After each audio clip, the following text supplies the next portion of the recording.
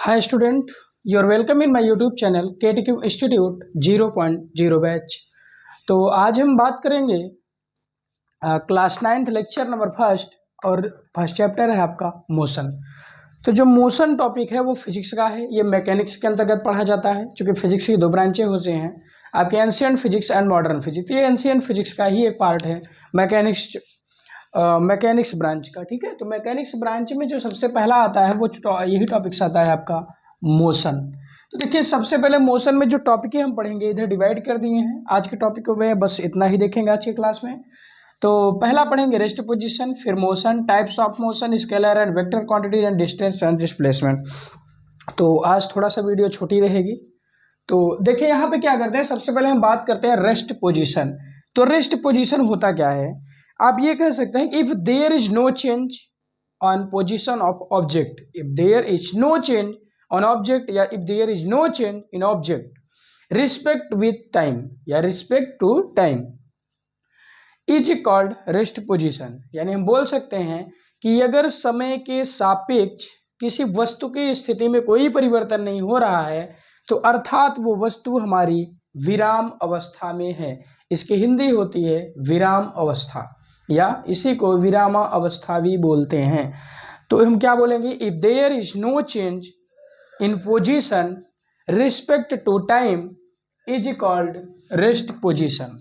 Next हम बात करते हैं एग्जाम्पल में। अगर देखें यहाँ पे तो रेस्ट पोजीशन में कौन, देखिए ब्रह्मांड में कोई चीज रिस्पेक्ट नहीं है। हाँ, कोई ना कोई चीज एक दूसरे के भाई अगर रिस्पेक्ट में हम देखेंगे तभी वो आपको कह सकते हैं कि रेस्ट में है, वरना ब्रह्मांड में पूरे कोई भी चीज रेस्ट पोजीशन में नहीं है। सपोज करिए हमने स्कूल ले लिया, ठीक है। अब स्कूल जो है वो पृथ्वी पर अटैच है। अब पृथ्वी भी क्या कर रही है, मोशन कर रहा है। और जब पृथ्वी गति कर रही है तो भाई जाहिर सी बात है, स्कूल हो गया, घर हो गया, पेड़ पौधे हो गए, ये सब क्या कर रहे हैं, मोशन ही तो कर रहे हैं। इसका मतलब ये रेस्ट पोजीशन में नहीं है।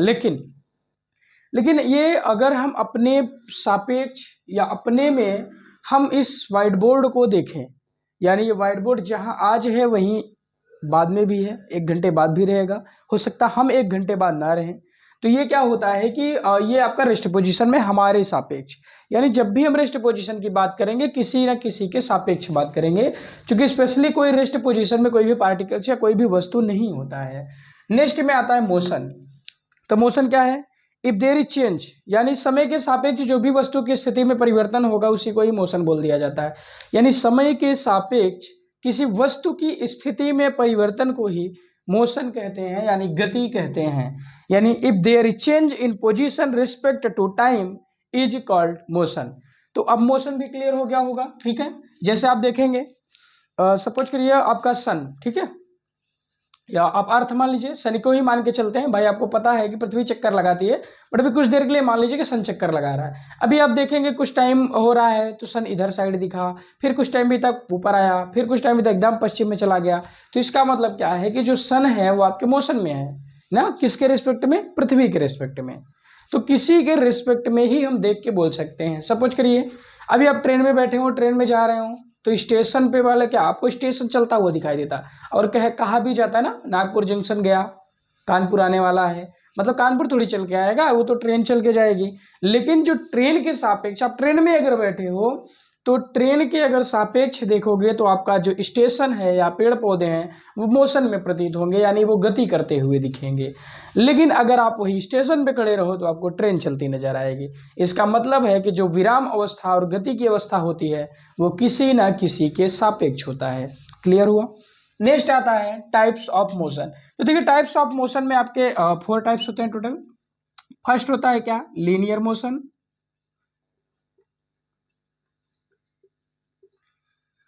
सेकंड होता है सर्कुलर मोशन।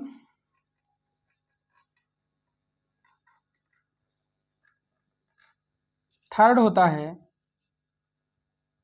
Oscillatory motion.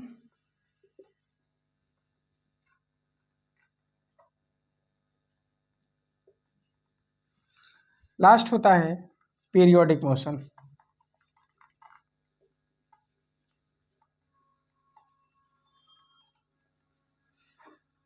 देखिए सर्कुलर मोशन को हम ऋजु रेखीय गति भी बोलते हैं या सरल रेखीय गति भी बोलते हैं, ठीक है।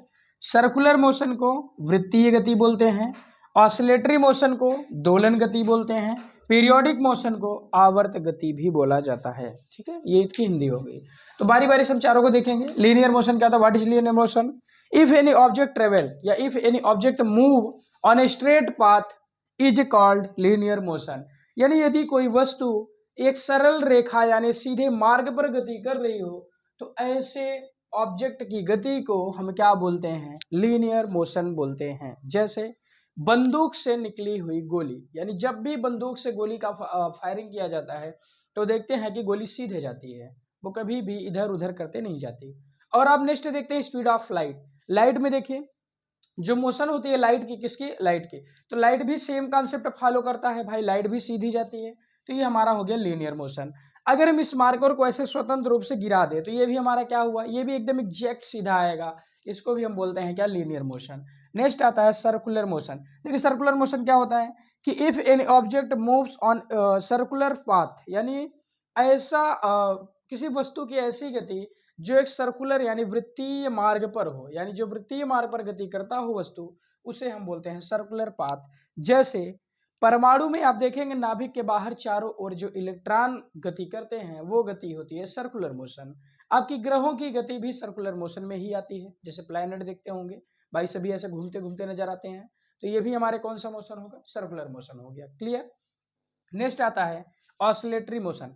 अब ऑसिलेटरी मोशन क्या होता है? कोई एक फिक्स्ड पॉइंट होगा, उसके इधर उधर गति, इधर उधर ऐसे, अगर इस टाइप की गति हो रही है तो इसको बोलते हैं ऑसिलेटरी मोशन। क्या बोलते हैं? ऑसिलेटरी मोशन, या इसी को दोलन गति कहते हैं। यानी बोल सकते हैं कि यदि कोई वस्तु किसी बिंदु के इधर उधर यानी इर्द गिर्द अगर गति करे, बार बार वही गति को दोहराता जाए, ठीक है, इधर उधर गति करता जाए, तो उसे हम बोलते हैं दोलन गति। समझ में आया? जैसे झूला हो गया, ठीक है, घड़ी का पेंडुलम हो गया, पेंडुलम देखिए ऐसे ऐसे करता रहता है, तो ये भी हमारा क्या है? ये आपका यही चीज है, इसको बोला जाता है क्या? दोलन गति। नेक्स्ट आते हैं पीरियोडिक मोशन में। तो पीरियोडिक मोशन क्या होता है कि कोई भी पार्टिकल्स होगा वो एक ही पॉइंट को बार बार ऐसे टच करके स्पर्श करेगा, ठीक है, ऐसे खट खट खट खट करके ना, तो ये कहलाता है आपका क्या? Periodic motion. जैसे सिलाई मशीन की सुई हो गई, ठीक है, ये आपकी कौन सी गति होती है? पीरियोडिक मोशन होता है। क्लियर हो गया? नेक्स्ट आते हैं हम डिस्टेंस एंड नहीं स्केलर एंड वेक्टर क्वांटिटी। तो स्केलर एंड वेक्टर क्वांटिटी की हिंदी होती है अदिश और सदिश राशियां। तो सबसे पहले हम देखेंगे कि अदिश राशि क्या होती है, यानी स्केलर क्वांटिटी क्या होता है। देखिए सबसे पहले हम एक चीज की बात करेंगे, मैग्नीट्यूड। अच्छे से समझिएगा, मैग्नीट्यूड इसको बोला जाता है परिमाण। देखिए परिमाण होता क्या है, जैसे हमने लिखा 5 kg, तो परिमाण जो मैग्नीट्यूड बनता है वो आपके दो वर्ड से, इसको न्यूमेरिकल वैल्यू बोलते हैं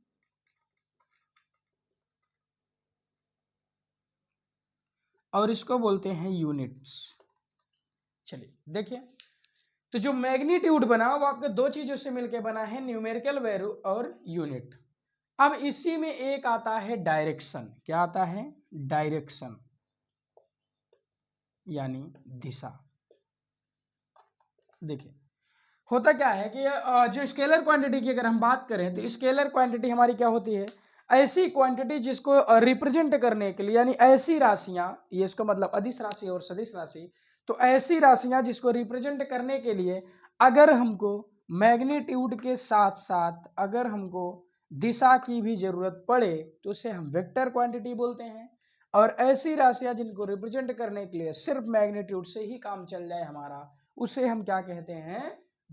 स्केलर क्वांटिटी। एग्जांपल समझिए, जैसे सपोज करिए आप मार्केट में गए, ठीक है, हम बात करते हैं मास की, MAS, मास। मास मीन्स होता है द्रव्यमान। क्या होता है? द्रव्यमान।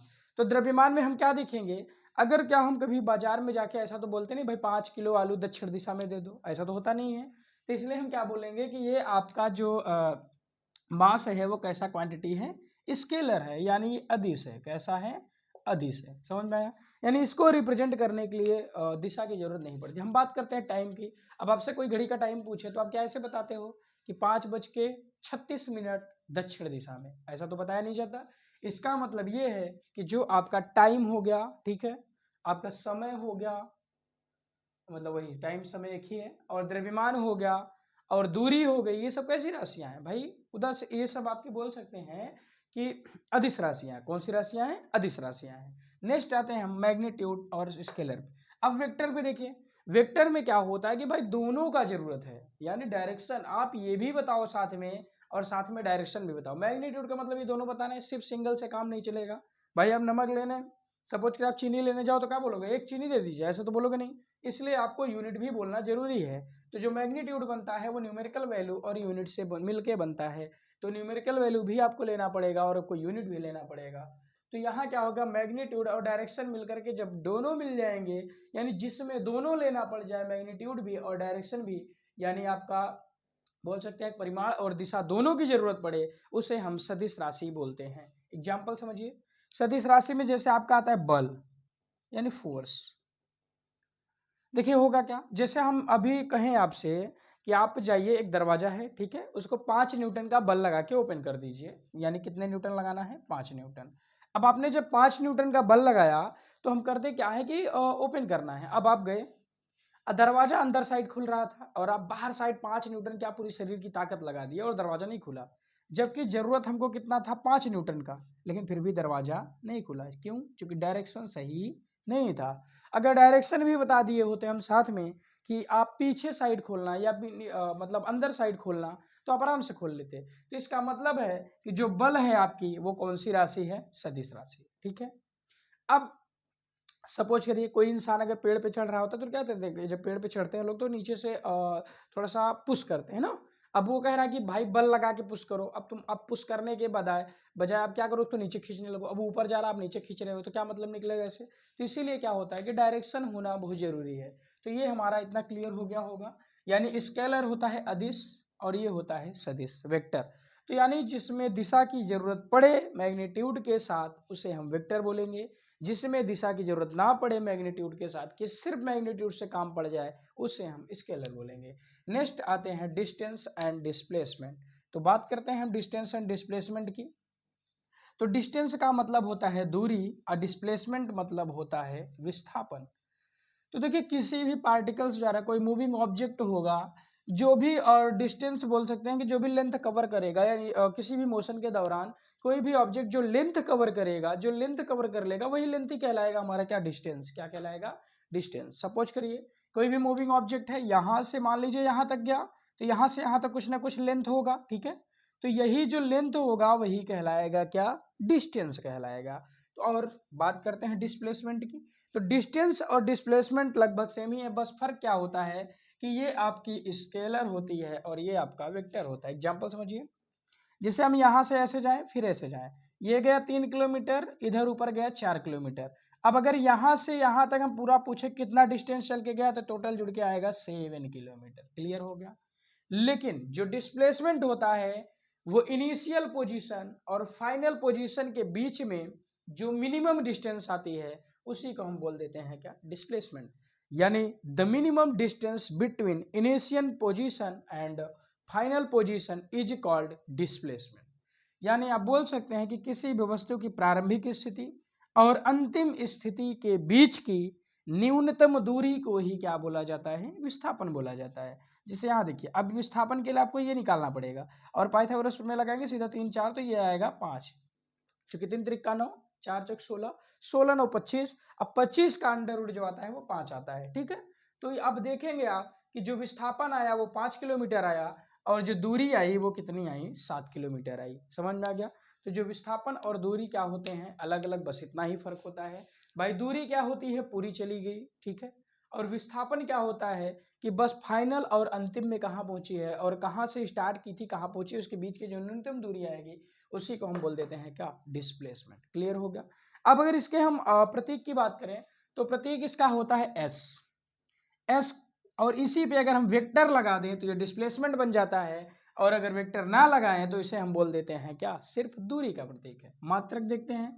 मात्रक की कई पद्धतियां होती हैं, एम के एस ए या एस आई। इसमें जो आता है दूरी का मात्रक वो आता है मीटर। क्या आता है? मीटर। सेकंड आता है सीजीएस। अब सीजीएस सिस्टम में आता है क्या? सेंटीमीटर। एफपीएस सिस्टम में क्या आता है? एफपीएस सिस्टम में आता है फुट। क्या आता है, फुट। नेक्स्ट डिस्टेंस आता है अन्य, तो जो उसको कहते हैं किलोमीटर। तो आशा करते हैं कि आपको सारे टॉपिक समझ में आए हैं। तो आज की क्लास में इतना ही रखते हैं, बाकी के नेक्स्ट वीडियो में मिलते हैं। थैंक्स।